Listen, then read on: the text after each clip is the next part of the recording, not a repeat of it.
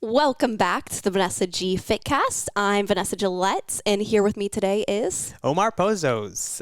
Why do I sound so weird today? I'm telling you, it's the video nerves. We're still getting over it, guys. Yeah, you're right. But today, we're gather around, children. Gather around. I'm telling a story. It's storytelling time. I think I'm going to look at you this way. I like this way. Yeah. For those that can see us. Eventually, when we have our fancy podcast studio, and we're not just in our kitchen at our kitchen counter. Yeah. We'll have big comfy chairs. We'll be able to look at each other and have our cup of coffee. It's gonna be fancy, real fancy. But let me take you guys back to junior year of college.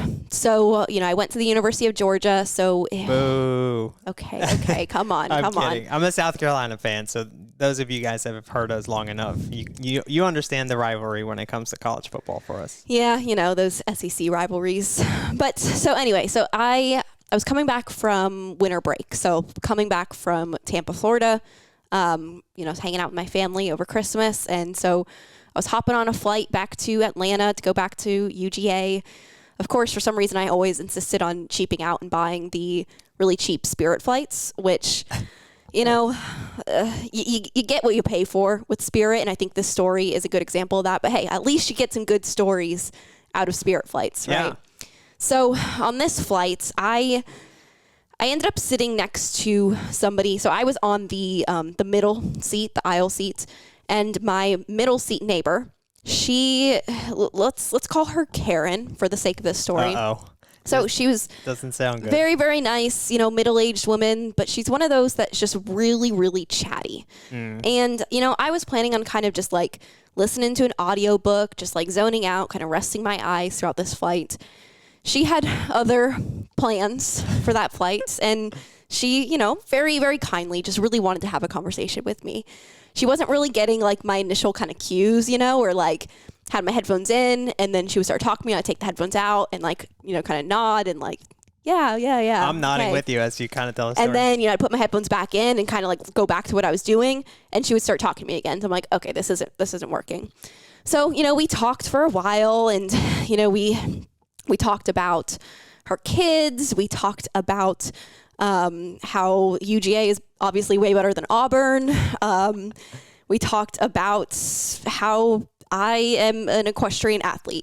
At UGA, I was on the UGA equestrian team. And so I was telling her about that because, it's pretty hard to miss when I was pretty much decked out in UGA Nike gear. So we were talking about that for a little while. And then finally, saved by the bell, the seatbelt light goes off, and, we're preparing for landing.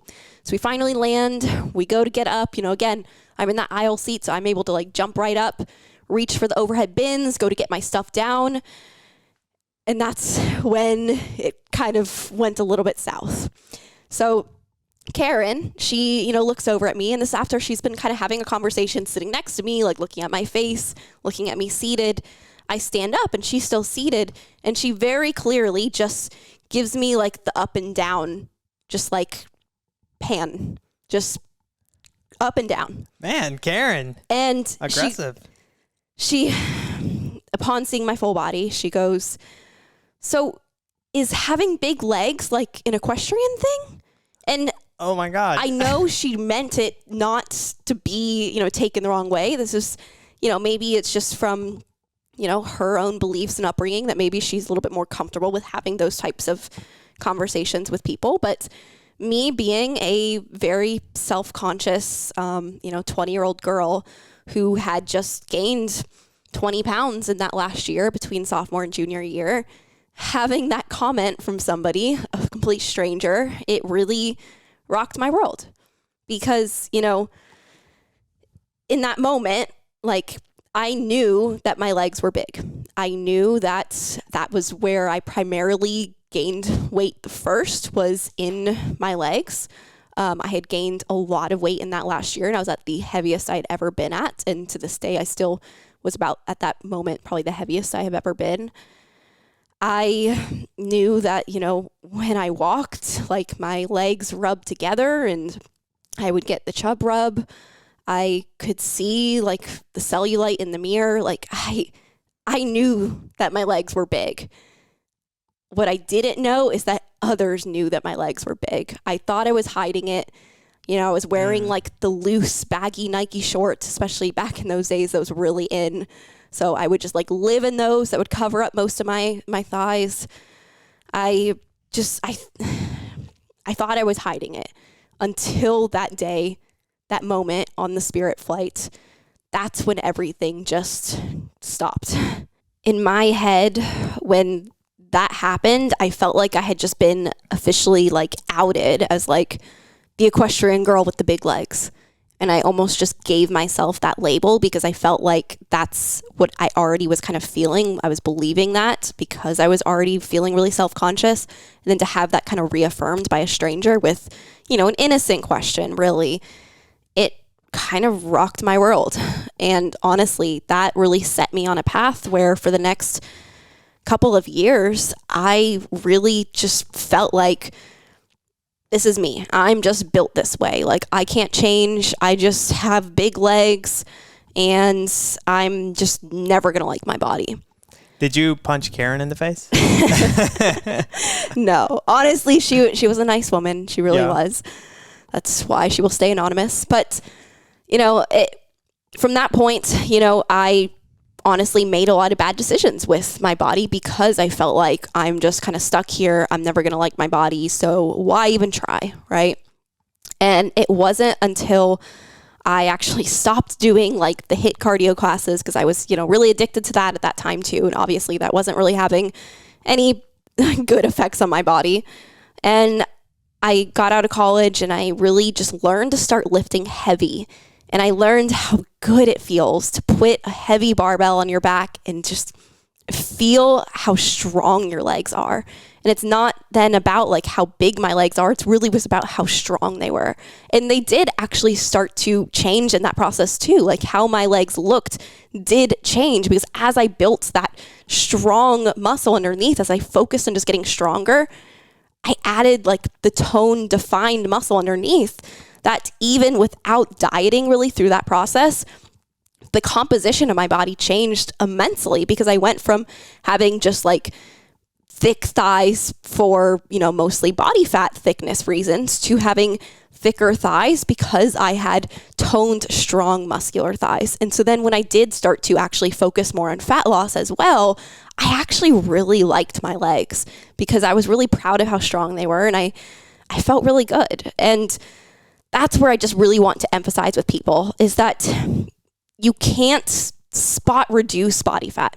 If you don't like the way your legs look right now, if you feel like they're too big, unfortunately, no matter what kind of just like BS advice gets served to you in the Instagram ads, you cannot spot reduce body fat, but you can spot build your legs, meaning you can add tone definition, which is going to give you the look that you actually probably really want.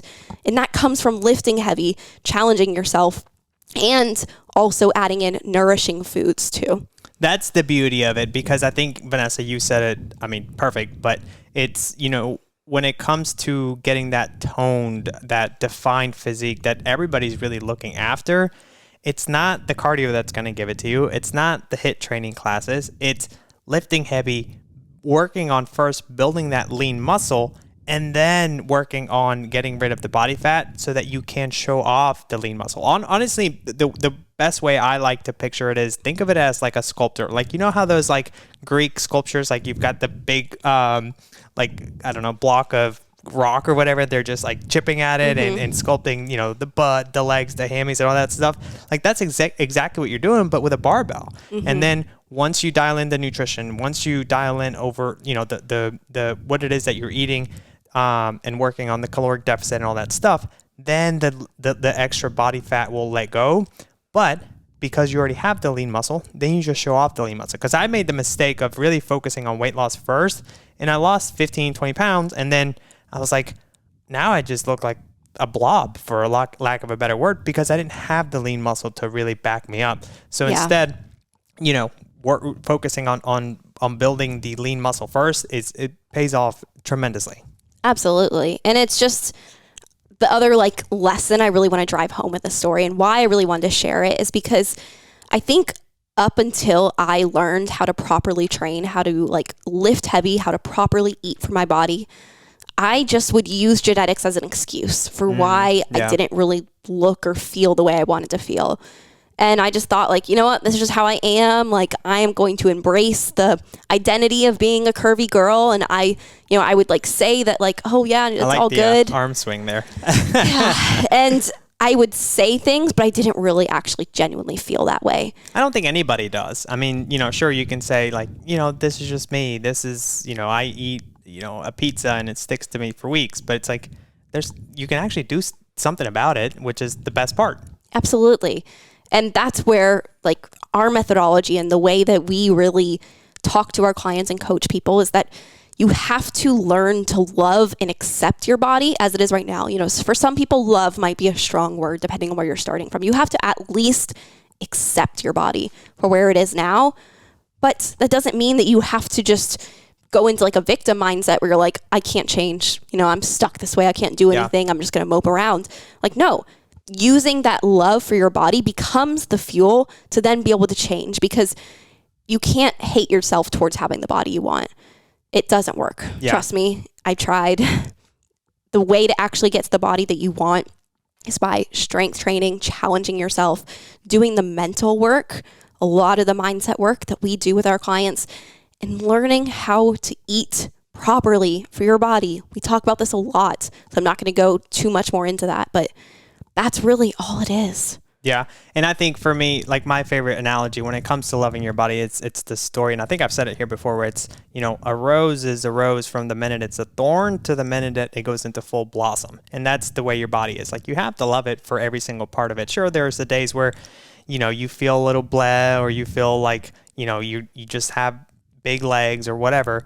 But, if you accept that and be like, okay, this is where I'm at, I get it. But let's focus on becoming better. Let's focus on becoming that 1% better every day. And for me, honestly, it comes to really do this, it comes to 3 parts, right? The number one being the proper nutrition, meaning that you know how to best fuel your body, or you're working with somebody that can best teach you how to best fuel your body for your own specific needs. Meaning if you're working on building muscle, then hey, maybe we need to eat a little bit more. Or if you're working on losing body fat, maybe we need to put you in a caloric deficit, and it might look different for every single person. Number 2 would be following a proper strength training program. And I say this because I'm actually wearing like a CrossFit shirt today, or a CrossFit brand. But I was doing CrossFit for 5-6 years, loved it, it was great, but it just wasn't getting me to where I wanted to go. And at the end of the day, I was like, there's something wrong with me, or I'm not training enough, or, I need to work out 2 times a day, 7 times a week. And at the end of the day, it's just not sustainable. But I was trying to do that as much as I could, and it just wasn't getting me to where I wanted to go. What I did instead was I changed a generic class workout approach to something that's individualized to me and my own body goals. And within 6 months, I was looking like a different person. I was like, oh, that's what I was missing, because at the end of the day, and we say this to a lot of people, but it's, those classes are meant for the masses. They're meant to be fun. And sure, some of them are effective, but they're never going to give you what a personalized strength training program gives you, because it's for you.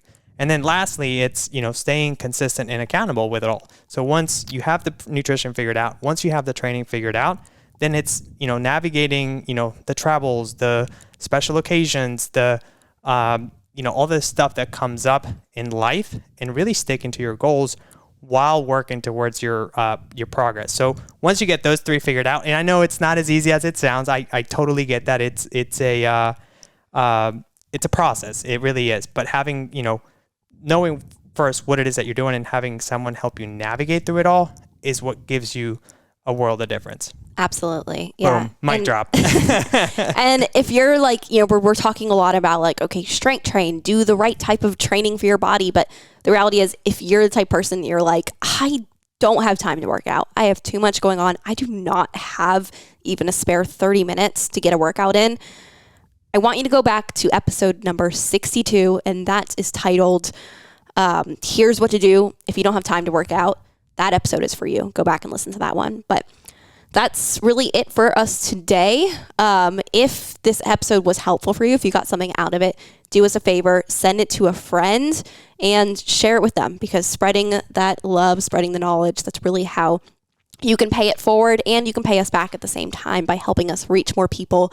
Really just grow the podcast, grow the YouTube, since we now are the YouTube the YouTube channel. Yeah, growing, I guess the YouTube channel is what the kids say these days. But yeah, so on YouTube, please like, subscribe, comment on it if you will. If you'd like or have any questions about this stuff, or want us to make an episode on a particular topic, shoot it over to us. Vanessa's the expert. I'm just here to ask the questions that you guys want to ask. So, but we'd be more than happy to bring any info that you guys want to know about. Yep. And that is it for this episode, but we will be back next week. Thank you so much for listening. See you guys.